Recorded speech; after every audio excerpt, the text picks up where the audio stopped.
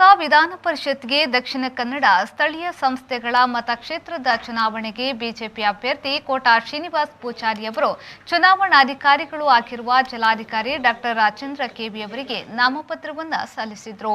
ತದಬಳಿಕ ಮಾತನಾಡಿದ ಅವರು ಅತ್ಯಂತ ಗರಿಷ್ಠ ಪ್ರಮಾಣದಲ್ಲಿ ಗೆಲುವು ಸಾಧಿಸುವ ವಿಶ್ವಾಸವಿದೆ ಎಂದು ಅವರು ಹೇಳಿದರು. ಇನ್ನು ಪ್ರಜಾಪ್ರಭುತ್ವ ವ್ಯವಸ್ಥೆಯಲ್ಲಿ ಯಾರು ಕೂಡ ಸ್ಪರ್ಧೆ ಮಾಡಬಹುದು, ನಮಗೆ ಪಕ್ಷದ ಗೆಲುವೇ ಮುಖ್ಯವಾಗಿರುತ್ತದೆ ಎಂದು ಹೇಳಿದರು.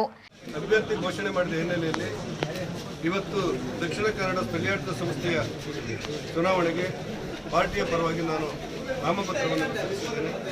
ನನ್ನ ಜೊತೆಯಲ್ಲಿ ಇಂಧನ ಸಚಿವರಾಗಿರುವಂಥ ಸುನೀಲ್ ಕುಮಾರ್ ಅವರು ಮತ್ತು ಮೀನುಗಾರಿಕೆ ಸಚಿವರಾದ ಅಂಗಾರವರು, ನಮ್ಮೆಲ್ಲ ಶಾಸಕರು, ಪಾರ್ಟಿ ಎಲ್ಲ ಮುಖಂಡರು ಕೂಡ ಉಪಸ್ಥಿತರಿದ್ದು ಇವತ್ತು ನಾನು ನಾಮಪತ್ರವನ್ನು ಇಲ್ಲಿಯ ಚುನಾವಣಾಧಿಕಾರಿಗೆ ಸಲ್ಲಿಸಿದ್ದೇವೆ. ಕಾರ್ಯಕರ್ತರು, ನಮ್ಮೆಲ್ಲ ಶಾಸಕರು, ಸಚಿವರು, ನಮ್ಮ ಎಲ್ಲ ಪಾರ್ಟಿಯ ಪ್ರಮುಖರು ಒಟ್ಟಾಗಿ ಒಂದಾಗಿ ದುಡಿದು ಅತ್ಯಂತ ಗರಿಷ್ಠ ಪ್ರಮಾಣದಲ್ಲಿ ಈ ಚುನಾವಣೆ ನಾವು ಗೆಲ್ತೇವೆ ಎನ್ನುವಂಥ ವಿಶ್ವಾಸವನ್ನು ನಾನು ಹೊಂದಿದ್ದೇನೆ.